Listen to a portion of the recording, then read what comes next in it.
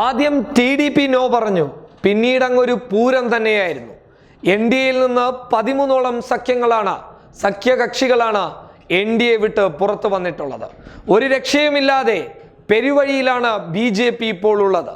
13 സഖ്യകക്ഷികൾക്കും വേണ്ട രീതിയിലുള്ള പരിഗണന നൽകാതെ തങ്ങളുടെ മാത്രമാണ് എല്ലാം എന്ന് കരുതി വെച്ച് മുന്നോട്ട് പോയ BJPക്കും അമിത്ഷയ്ക്കും ശക്തമായ തിരിച്ചടി.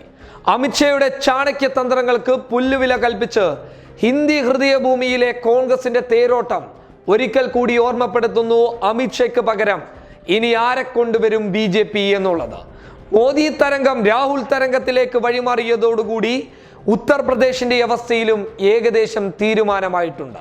ഗുജറാത്തിലും കോൺഗ്രസ് തേരോട്ടം നടത്തുമ്പോൾ മുസ്ലിങ്ങൾ ഒന്നിച്ചു നിന്ന് കോൺഗ്രസിനോടൊപ്പം കൂടുന്ന സാഹചര്യം.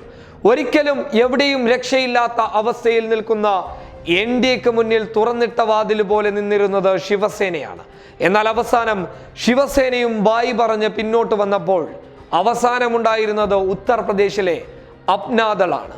അതും വിട്ടിട്ട് ആഷിഫ് പട്ടേൽ കൃത്യമായിട്ടുള്ള മുൻതൂക്കം വേണമെന്ന് അവകാശപ്പെട്ടപ്പോൾ നൽകാൻ തയ്യാറാവാത്ത BJPയെ പറഞ്ഞയച്ച് NDA സഖ്യത്തിൽ നിന്ന് പിന്തിരിഞ്ഞു വന്ന് അപ്നാദളും മാറി നിന്നതോടുകൂടി NDA തെരുവിലായിരിക്കുകയാണ്.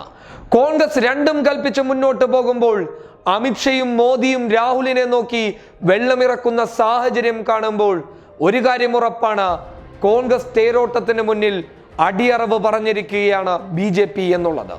NDAയിൽ നിന്ന് 13ഓളം സഖ്യകക്ഷികൾ വിട്ടുപോയത് ഏറ്റവും വലിയ തലവേദന തന്നെയാണ് BJPക്കുള്ളത്. അതായത് എടുത്തു പറഞ്ഞാൽ അമിത്ഷയുടെ തന്ത്രങ്ങൾ പാളി എന്നുള്ളത് ഗഡ്കരി വളരെ തുറന്ന രീതിയിൽ സംസാരിച്ച് പറഞ്ഞപ്പോഴും മോദിക്കെതിരെ ശക്തമായ വിമർശനവുമായി ഉത്തർപ്രദേശിൽ യോഗി കടന്നു വന്നപ്പോഴും ഏക ആശ്വാസമുണ്ടായിരുന്നത് അമിത്ഷയുടെ ചാണക്യതന്ത്രമായിരുന്നു.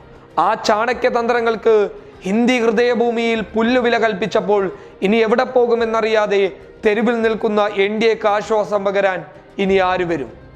ചുരുക്കി പറഞ്ഞു കഴിഞ്ഞാൽ ഇന്റേണൽ സർവേ എന്തു പറയുന്നു അതനുസരിച്ച് നീങ്ങുക മാത്രമേ BJPക്ക് ലക്ഷ്യമുള്ളൂ. അതായത് BJPക്ക് അകത്ത് വെച്ച് നടത്തിയ ഒരു സർവേ, ആ സർവേയിൽ പറഞ്ഞ കുറെ കാര്യങ്ങളുണ്ട്. അതനുസരിച്ച് മുന്നോട്ട് പോകണം. അതായത് NDAയിലുള്ള സഖ്യകക്ഷികളോട് മര്യാദ കാണിക്കാൻ BJPയുടെ നേതൃത്വം തയ്യാറാവണം.